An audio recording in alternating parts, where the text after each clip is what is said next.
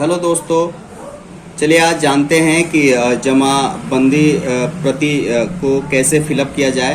जो कर्मचारी द्वारा, जो पंचायत कर्मचारी, हल्का कर्मचारी जो होते हैं उनके द्वारा जो घर घर जो बांटा जा रहा है, ग्राम जो सरपंच है या मुखिया हैं, वार्ड सदस्य हैं या आंगनबाड़ी सेविका द्वारा घर घर ये जो प्रति बट रही है, उसको हम कैसे फिलअप करेंगे और जाने कि इस बारे में कि इसको कैसे फिलअप करेंगे और इसमें जो अशुद्धियाँ है उसको शुद्ध तरीके से कैसे भरेंगे। क्योंकि ये जो फॉर्म है, ये फॉर्म देखिए यहाँ पे लिखा भी है कि अगर जमाबंदी में कोई अशुद्धियाँ है तो उसके नीचे दिए गए खाली स्थान पर लिखे। मान लीजिए कि आपका जो भी खाता खेसरा जो भी गलत है या रकबा में कोई गलती है तो उसको आप कैसे ठीक करें।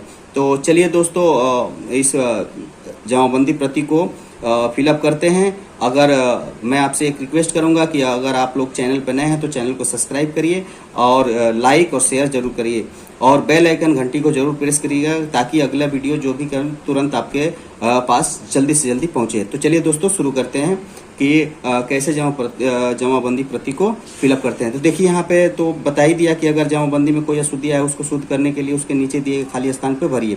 जैसे मान लीजिए कि ये नाम है, मान लीजिए कि ये नाम है, नाम में अगर कुछ गलती है, जैसे मान लीजिए कि नाम है, पूरा नाम नहीं है, पिता के नाम सही है लेकिन जो रैयत का नाम है वो थोड़ा गलत है, वो सही नाम नहीं है। तो इस चीज़ को सुधारने के लिए ही इस फॉर्म को, इस प्रति को दिया जा रहा है ताकि वो अपना वो जो भी अशुद्धि है उसको शुद्ध कर ले। तो जैसे मान लीजिए कि ये मैं अपना लिख रहा हूँ, आप लोग को जो ये मिला होगा प्रति, उसमें जो कुछ भी गलती है वो आप लोग अपना फिलअप करिएगा। जैसे मैं अपना फिलअप कर रहा हूँ, मान लीजिए कि मेरा ये चौहान है, नाम पूरा नहीं आ रहा है, तो इसको हम जो हरे राम चौहान है तो इसको हम हरे राम चौहान लिख रहे हैं। आप लोग अपना लिखिए। अब मान लीजिए हरे राम चौहान है, इनके भाई एक और हैं, एक और भाई हैं, तो अगर नहीं है तो आप लोग बिल्कुल इसके बाद से पिताजी का नाम लिख दीजिएगा और ये अगर इनके भाई अगर एक और हैं तो उनका नाम यहाँ पे लिख दीजिएगा। अगर इसमें रैयत का वगैरह लिखा हो तो जैसे मैं मान लीजिए कि एक और भाई है तो यहाँ पे वो करके और उसका रमाकांत चौहान, रमाकांत चौहान हो गया, रमाकांत चौहान हो गया। और उसके बाद से यहाँ पे उनके पिताजी का नाम लिखेंगे। जैसे मान लीजिए कि पिता स्वर्गीय चानुल चौहान, ये लिख दिए, पिता का नाम लिख दिए। अब इसमें क्या है, अगर आपका जो गलती है तभी आप सुधारिएगा। अगर आपके जो भी नाम, जो कुछ भी नाम इसमें है वो सही है तो बिल्कुल आप इसको खाली छोड़ दीजिएगा। उसके बाद से हम इसमें क्या लिखेंगे, उसके बाद से हम यहाँ पे लिखेंगे एड्रेस लिख देंगे। तो यहाँ पे मान लीजिए कि उस पर लिखा है कि निवासी लिखिए, तो यहाँ पे हम अपना निवासी लिख देंगे। जिसे मान लीजिए मैं ग्राम, वो आप लोग अपना लिखिएगा। जैसे मैं अपना लिख रहा हूँ, आप लोग बिल्कुल अपना लिखिएगा, इसको कॉपी मत कीजिएगा, जो आपका एड्रेस है वो लिखिएगा। जैसे मैं अपना लिख रहा हूँ,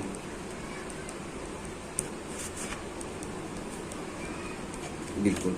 अब ये तो हो गया नाम में अगर मान लीजिए पिता का नाम या रैयत का नाम अगर कुछ गलत है तो उसको सुधारने के लिए मान लीजिए हम यहाँ पे लिख दिए। ऐसे जो ये लिखेंगे यही चीज़ अपडेट होकर आगे, जो जब ये सही होगा तो आगे आ जाएगा ये। अब आ जाइए आप खाता खेसरा संख्या। अगर मान लीजिए खाता संख्या और खेसरा संख्या इसमें भी कुछ गलतियां है या रकबा में गलतियां है तो इसको भी कैसे शुद्ध करें। इसके नीचे देखिए खाली जो बॉक्स बना है, जो कुछ भी गलती है आप नीचे आप लिख दीजिए। जो आपके रजिस्ट्री पेपर या खतियान या केवाला या जो कुछ भी, अगर उसमें जो, अगर मान लीजिए इसमें 15 है और उसमें 20 है, तो अगर आपके रजिस्ट्री पेपर में 20 है तो यहाँ पे 20 लिखेंगे। अगर 15 है तो बिल्कुल छोड़ देंगे क्योंकि सही है। अगर सही नहीं है, अगर 20 है तो यहाँ 20 लिख दीजिए। आपका जो कुछ भी है अगर गलत है तो उसको उसके सही जो है वो नीचे आप लोग लिख दीजिएगा। मान लीजिए खसरा संख्या 148 है लेकिन ये गलत है, मेरा जो है 1488 है तो मैं यहाँ पे 1488 लिखूंगा। आप लोग बिल्कुल ऐसे ही। रकबा जो है, रकबा मान लीजिए कि 3 डिसमिल का दिया है लेकिन मेरा 1 एकड़ 5 डिसमिल का है। मान लीजिए आपका 55 डिसमिल का है, 10 डिसमिल का है, 20 डिसमिल का है, 30 डिसमिल का है। अगर 3 डिसमिल का है तो बिल्कुल ऐसे छोड़ दीजिए बिल्कुल इसको। अगर 3 डिसमिल से ज़्यादा है, 3, 4, 10, 20, 50, तो आप यहाँ पे लिख दीजिए। जैसे मेरा जो है 1 एकड़ है, मेरा 1 एकड़ 8 डिसमिल है, 8 डिसमिल है, तो मैं जो है वो वैसे ही लिख दिया। इसके नीचे जो कुल परिमाण है, इसके नीचे भी हम लिख देंगे 1 एकड़ 8 डिसमिल, जो लिख देंगे। इसके बाद से आ जाते हैं चौहद्दी पे। चौहद्दी को हम कैसे फिलअप करेंगे? जो हमारा जो प्लॉट है, उस प्लॉट के चौहद्दी के बारे में हम लिखेंगे कि चौहद्दी को, जैसे मान लीजिए जो कोई भी प्लॉट है उसका चौहद्दी, उसके अगल बगल के चारों तरफ का लिखना है। जो ये प्लॉट है, जो 1488 प्लॉट है, इसी प्लॉट के बारे में जो आपके जमाबंदी या खतियान या रजिस्ट्री पेपर पे दिया है, उसको आप लोग लिखिएगा। वो भी लिखिएगा का जो आजकल जो अभी का जो है चौहद्दी जो जीवित हैं उनका ही नाम लिखिएगा। जैसे मान लीजिए मैं लिख रहा हूँ पूरब में, ये मेरा है, आप लोग अपना लिखिएगा। आप लोग बिल्कुल उत्तर में मान लीजिए कि पूर्व में संजय, पश्चिम में संदीप, उत्तर में मान लीजिए मोहन हो गए, यहाँ पे दक्षिण में राधा। बिल्कुल ऐसे ही आप लोग इस चीज को लिखिएगा, वो अपना लिखिएगा। ये मैं अपना लिख रहा हूँ, आप लोग अपना लिखिएगा। ये चौहद्दी हो गया। अगर मान लीजिए कि ये खाता संख्या 20 है, खाता संख्या 20 में 1488 जो प्लॉट संख्या है, मान लीजिए खेसरा संख्या है, जो 20 में एक और हमारा प्लॉट है जो कि इसमें मेंशन नहीं हुआ है, इसमें आया नहीं है, उस चीज को चढ़ाने के लिए नीचे खाली जगह दिया गया है, इसमें आप भर सकते हैं। जैसे मान लीजिए खाता संख्या 20 ही है, 20 यहाँ पे लिख देंगे, और 1488 एक प्लॉट और मेरा 5 कट्ठा का है, लेकिन वो इसमें अपडेट नहीं हुआ है, उस चीज को आप लिख सकते हैं। नहीं है तो आप बिल्कुल छोड़ दीजिएगा। अगर आपका छूटा है कोई खसरा तो इसमें लिख सकते हैं। जैसे मैं लिख रहा हूँ कि मेरा जो खसरा संख्या है 1223, वो छूटा हुआ है खाता संख्या 20 का, उसको भी आप भर। मान लीजिए आप मेरा रकबा वो 5 कट्ठा का है, तो 5 कट्ठा का मैं डिसमिल में लिख देता हूँ, ऐसे डिसमिल में लिख दी। इसका भी चौहद्दी लिखना है। जो 5 कट्ठा का जो लिख रहे हैं हम, इसका भी चौहद्दी लिखिएगा। जैसे पूरब में हो गया मान लीजिए प्रमोद, पश्चिम में पूर्व में हो गया, पश्चिम में हो गया संतोष, और उत्तर में हो गया मोहन, और दक्षिण में हो गया सीता देवी। ऐसे आप लोग बिल्कुल इसको ऐसे ही फिलअप कर दीजिएगा।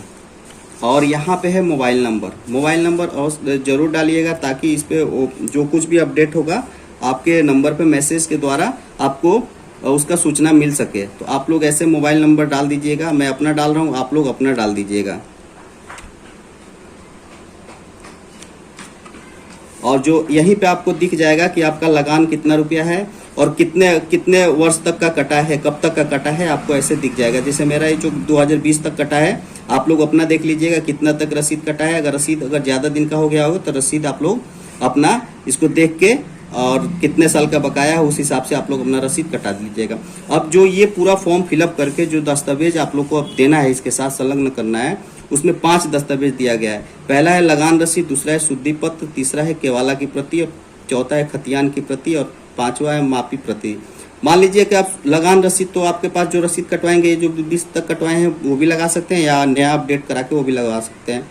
दूसरा है शुद्धि पत्र। शुद्धि पत्र वो होता है जो मान लीजिए कि जब खारिज दाखिल कराते हैं, उस खारिज दाखिल जब हो जाता है तो उसका शुद्धि पत्र अंचल द्वारा दी जाती है, उसको भी लगा सकते हैं। केवाला की प्रति, केवाला वो होता है जो रजिस्ट्री पेपर जो बैनामा कराते हैं, वो रजिस्ट्री पेपर केवाला प्रति होता है। खतियान की प्रति आपको मालूम ही है, खतियान जो खतियानी जमीन होता है, खतियान लगा सकते हैं। मापी प्रतिवेदन जो अंचलाधिकारी द्वारा, अमीन द्वारा मापी होता है, उसका प्रतिवेदन भी आप लगा सकते हैं।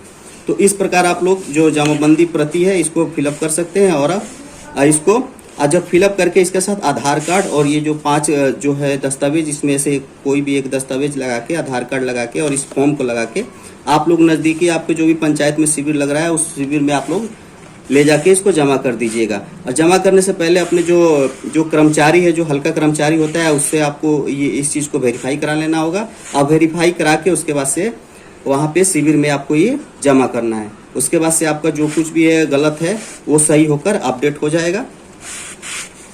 धन्यवाद।